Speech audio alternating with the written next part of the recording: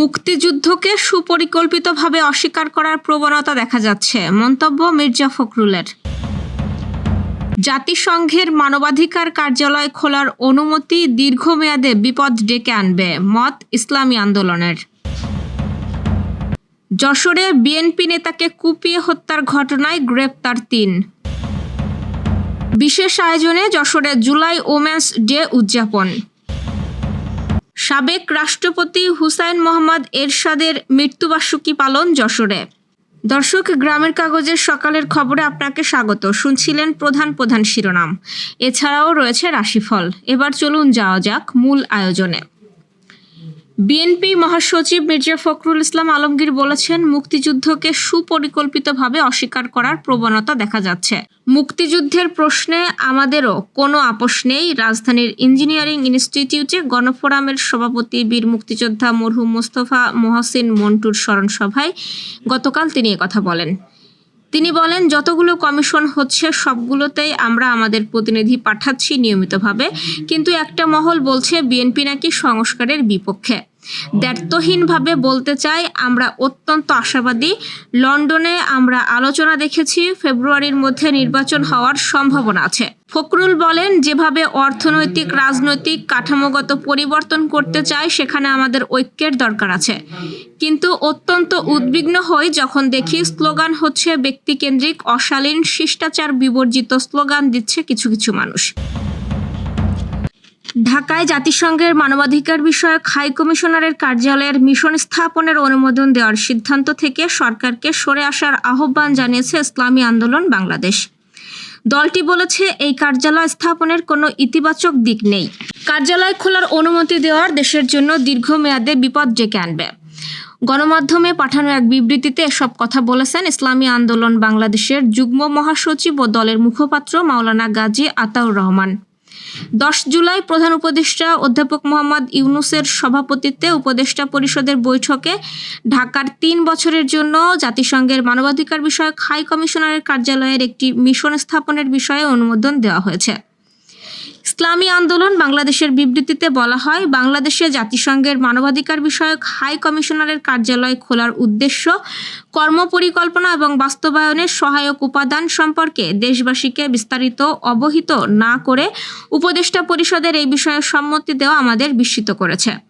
দলটির মতে, বর্তমান বিশ্ব বাস্তবতায় মানবাধিকার পশ্চিমাদের রাজনৈতিক হাতিয়ারে পরিণত হয়েছে, বিশেষ করে জাতিসংঘের মতো একটা সংস্থা যাদের একচোখা নীতি বিশ্বব্যাপী নিন্দনীয়, যাদের বিরুদ্ধে মানবাধিকারকে ভিন্ন মত দমনের হাতিয়ার হিসেবে ব্যবহারের দৃষ্টান্ত রয়েছে। তাদের কার্যালয় খোলার অনুমতি দেওয়া দেশের জন্য দীর্ঘমেয়াদে বিপদ ডেকে আনবে। যশোরের মনিরামপুরে পারিবারিক কলহের জেরে আব্দুল মান্নান নামের ওয়ার্ড বিএনপির এক নেতাকে কুপিয়ে হত্যা করা হয়েছে। এই ঘটনায় অভিযুক্ত 3 জনকে গ্রেফতার করা হয়েছে। গত রোববার দিবাগত মধ্যরাতে ঢাকায় চিকিৎসাধীন অবস্থায় তার মৃত্যু হয়। নিহত আব্দুল মান্নান উপজেলার হরিহরনগর ইউনিয়নের ডুমুরখালী গ্রামের বাসিন্দা এবং ওয়ার্ড বিএনপির সভাপতি ছিলেন। স্থানীয় ও পারিবারিক সূত্র জানায়, জমিজমা সংক্রান্ত বিরোধের জেরে গত শনিবার বিকেলে ছোট ভাই আব্দুল হান্নানের ছেলে রহমতুল্লাহ ধারালো দা দিয়ে আব্দুল মান্নান ও তার স্ত্রী ফুলি বেগমকে কুপিয়ে গুরুতর জখম করে। পরে স্থানীয় লোকজন তাদের উদ্ধার করে যশোর জেনারেল হাসপাতালে নিলে সেখান থেকে উন্নত চিকিৎসার জন্য ঢাকা মেডিকেল কলেজ হাসপাতালে পাঠানো হয়। সেখানে চিকিৎসাধীন অবস্থায় রোববার দিবাগত রাতে আব্দুল মান্নানের মৃত্যু হয়। মনিরামপুর থানার ভারপ্রাপ্ত কর্মকর্তা বাবলুর রহমান খান জানিয়েছেন, এ ঘটনায় থানায় একটি হত্যা মামলা হয়েছে। অভিযুক্ত আব্দুল হান্নান, তার স্ত্রী রেশমা খাতুন ও ছেলে রহমাতুল্লাহকে গ্রেপ্তার করা হয়েছে। যশোরে জুলাই উইমেন্স ডে উপলক্ষে হেডব্যান্ড বিতরণ করা হয়েছে। সোমবার জেলা প্রশাসন ও মহিলা বিষয়ক অধিদপ্তরের উদ্যোগে হেডব্যান্ড বিতরণ করেন জেলা প্রশাসক আজাহারুল ইসলাম। এ সময় উপস্থিত ছিলেন স্থানীয় সরকার বিভাগ যশোরের উপপরিচালক রফিকুল হাসান সহ বিভিন্ন সরকারি দপ্তরের কর্মকর্তা ও এনজিও কর্মীবৃন্দ, স্বেচ্ছাসেবী মহিলা সংগঠনের নেতৃবৃন্দ ও মহিলা বিষয়ক অধিদপ্তরের কর্মকর্তা কর্মচারীরা। সাবেক রাষ্ট্রপতি হুসাইন মোহাম্মদ এরশাদের মৃত্যুবার্ষিকী পালন হয়েছে যশোরে।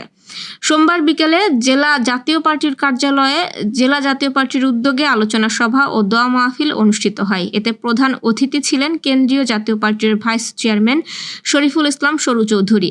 জেলা জাতীয় পার্টির আহ্বায়ক আজিজুর রহমান আজিজের সভাপতিত্বে অনুষ্ঠান হয়। দর্শক, এ পর্যায়ে জেনে নিব কেমন যাবে আপনার আজকের দিন অর্থাৎ 15 জুলাইয়ের রাশিফল। মেষ রাশি, পরিবারের সকলের মধ্যে সখ্যতা বজায় থাকবে।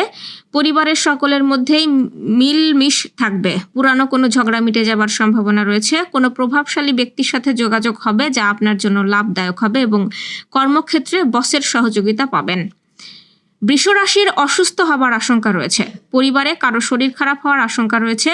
ব্যবসায়ে কঠিন পরিস্থিতির মোকাবেলা করতে হতে পারে এবং রাগ নিয়ন্ত্রণে রাখার চেষ্টা করুন। নিজের প্রতি বিশ্বাস হারাতে পারেন। মিথুন রাশির, চাকরিতে পদোন্নতি হতে পারে। চাকরির ক্ষেত্রে প্রমোশন পেতে পারেন এবং তার ফলে হয়তো অন্য কোথাও বদলি হতে পারে। ঝগড়া বা কথা কাটাকাটি থেকে দূরে থাকুন। পুরানো কোনো কাজ যা এতদিন হচ্ছিল না, আজ তা হওয়ার সম্ভাবনা আছে এবং এর ফলে আপনার আত্মবিশ্বাস এবং সামাজিক সম্মান বৃদ্ধি পাবে। কর্কট রাশি, আজ ব্যক্তিগত কারণে বেশ কিছু খরচ হতে পারে। উল্টোপাল্টা খরচ করে দেনা বাড়ার আশঙ্কা রয়েছে। অফিসে বসের থেকে যথেষ্ট সহযোগিতা পাবেন। আপনি যদি রাজনৈতিক কাজে থাকেন তাহলে অনেক বড় দায়িত্ব আসতে চলেছে। সিংহ রাশি, আজ কোনো ভালো খবর পাবেন যাতে মন ভালো হয়ে যাবে। কোনো সামাজিক সংস্থা আপনাকে সম্মানিত করতে পারে। আর্থিক পরিস্থিতির উন্নতির যোগ আছে। নিজের প্রতি বিশ্বাস বাড়বে। স্বামী বা স্ত্রীর সাথে সম্পর্কের ভিত আরও মজবুত হবে। অচেনা মানুষের উপরে বিশ্বাস না রাখাই ভালো হবে। কন্যা রাশি, কোনো বিশেষ একটি বিষয় নিয়ে পারিবারিক অশান্তিতে পড়তে পারেন। ফালতু কোনো কথা আজ না বলাই ভালো। টাকা পয়সা সাবধানে রাখবেন। বাচ্চাদের শরীরের দিকে নজর রাখুন এবং বহুদিন ধরে আটকে থাকা কাজ আজ সম্পন্ন হবে। তুলা রাশি, মায়ের তরফে উত্তরাধিকার সূত্রে সম্পত্তি লাভের সম্ভাবনা আছে। আয়ের নতুন দিশা দেখতে পাবেন। যে কাজ করতে ভালোবাসেন সেরকম কোনো কাজ পাবেন। ব্যবসায়ে নতুন কন্ট্রাক্ট পাবেন যা লাভদায়ক এবং চাকরির ক্ষেত্রে পদোন্নতি হতে পারে। বৃশ্চিক রাশি, আজ অজানা কোনো কারণে সারাদিন মনের মধ্যে একটা ভয় কাজ করবে। এর ফলে পরিবারের লোকজনের সাথেও আপনার সমস্যা হতে পারে। ঝুঁকিপূর্ণ কাজের থেকে বিরত থাকাই ভালো। ব্যক্তিগত সম্পর্কগুলোকে সময় দিন, এতে নিজেদের মধ্যে সম্পর্ক ভালো থাকবে। ধনুরাশি, সম্পর্কে টানাপোড়েন দূর হবে। সবার সাথে সম্পর্ক ঠিক থাকবে। মনে শান্তি থাকবে। নানা ধরনের সুখ এবং সুবিধা বৃদ্ধি পাবে। ব্যবসায়ে লাভ হবে। টাকা পয়সা সংক্রান্ত ভালো কোনো খবর পেতে পারেন। মকর রাশি, নিজের লক্ষ্যে পৌঁছানোর জন্য অনেক পরিশ্রম করতে হবে। অফিসে তাড়াতাড়ি কাজ শেষ করার চক্করে বড় কোনো ভুল করতে পারেন। একটু সাবধানে থাকুন।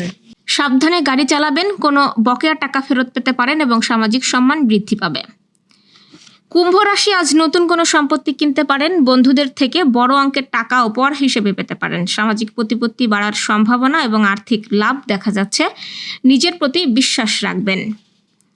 মীন রাশির, গাফিলতির কারণে ভালো সুযোগ হাতছাড়া হয়ে যেতে পারে। সন্তানের লেখাপড়া এবং স্বাস্থ্য নিয়ে চিন্তায় থাকবেন। অফিসে কোনো নতুন টেকনোলজি আসতে পারে। আপনার তাতে একটু সমস্যাও হতে পারে। ক্ষণিকের সুখের জন্য আপনি কম্প্রোমাইজ করতেও আজ হয়তো দ্বিধা করবেন না। দর্শক, এই ছিল এখনকার আয়োজন। আগামীকাল ঠিক একই সময়ে সকালের খবর ও আপনার রাশিফল দেখতে ও জানতে চোখ রাখুন গ্রামের কাগজের ইউটিউব চ্যানেল ও ফেসবুক পেজে। আর প্রতিদিনের খবরের আপডেট পেতে গ্রামের কাগজের ইউটিউব চ্যানেল সাবস্ক্রাইব এবং ফেসবুক পেজ ফলো করে রাখতে ভুলবেন না। আমাদের পরবর্তী খবর দেখুন বিকাল 3টায়। শুভ বিদায়।